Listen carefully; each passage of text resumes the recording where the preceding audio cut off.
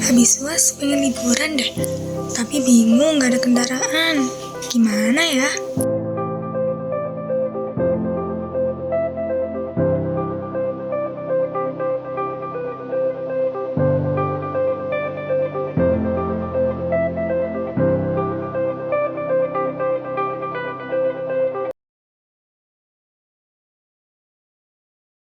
Kamu kenapa sih? Kok kayaknya pusing banget? Ya, habis UAS kita liburan yuk. Tapi nggak ada kendaraan, gimana ya? Kamu inget nggak materi tentang sewa guna usaha bebas riba? Oh, yang ijaroh. Iya, Ijaroh adalah suatu pembiayaan sewa menyewa antara dua pihak, di mana satu pihak memberikan penggunaan suatu barang kepada orang lain dengan imbalan pembayaran tertentu. Sederhananya, ijaroh adalah bentuk kontrak sewa. Akad ijaroh terbagi dalam dua kategori. Yang pertama, jasa ijaroh. Al-ijaroh ala al-manfa'ah. Ini berkaitan dengan penyewaan jasa, yaitu meminjam jasa orang lain. Seseorang yang membayar biaya sebagai imbalan atas layanan yang digunakan, misalnya menyewa rumah, kendaraan, pakaian, dan lain-lain. Yang kedua, ijaroh yang bersifat khusus. Al-ijaroh ala al-amal. Ini mengacu pada penyewaan aset atau properti, di mana mengalihkan suatu harta tertentu atau hak pakai harta itu kepada pihak lain dengan imbalan sewa. Bentuk ijaroh ini mirip dengan leasing atau sewa di bisnis konvensional. Sebagai umat muslim, pastinya memiliki landasan hukum Islam. Pada hukum ijaroh terdapat 3 landasan. Yang pertama, Al-Quran, Al-Hadis, dan undang-undang atau fatwa Dewan Syariah Nasional. Salah satu hal yang harus dilaksanakan dalam memastikan bahwa kesepakatan antara dua belah pihak dalam sewa menyewa bisa tercapai, yaitu dengan adanya rukun ijaroh. Menurut jumhur ulama, rukun ijaroh ada 4. Yang pertama, mujir dan mustajir, orang yang menyewakan dan penyewa. Yang kedua, sihot. Sihot itu ijab dan qabul.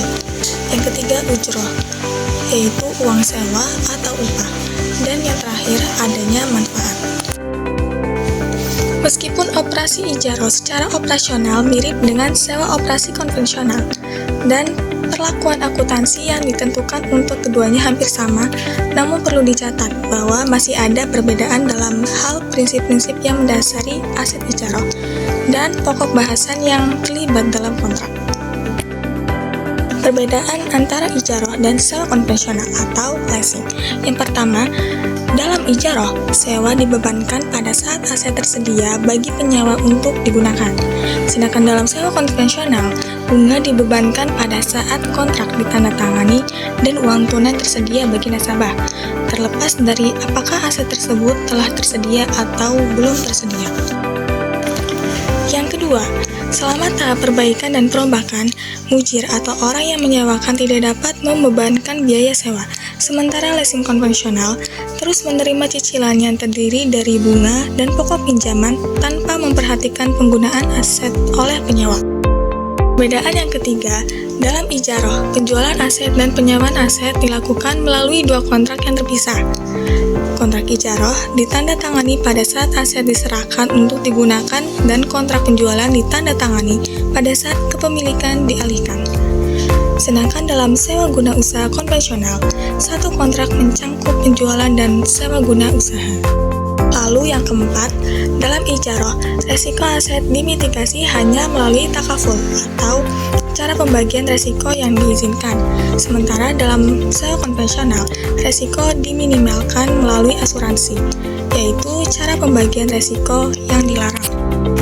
Pada ijaroh, semua hak dan kewajiban kepemilikan berada pada mujir, yaitu orang yang menyewakan sebagai pemilik aset.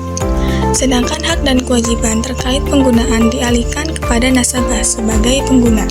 Sedangkan dalam sewa guna usaha konvensional, semua hak dan kewajiban tersebut dibebankan kepada pengguna tanpa adanya perbedaan. Dan yang terakhir, dalam leasing konvensional, denda merupakan biaya keterlambatan pembayaran dan mencangkup nilai waktu dari uang yang hilang oleh perusahaan leasing. Oleh karena itu, ini merupakan kompensasi bagi perusahaan leasing.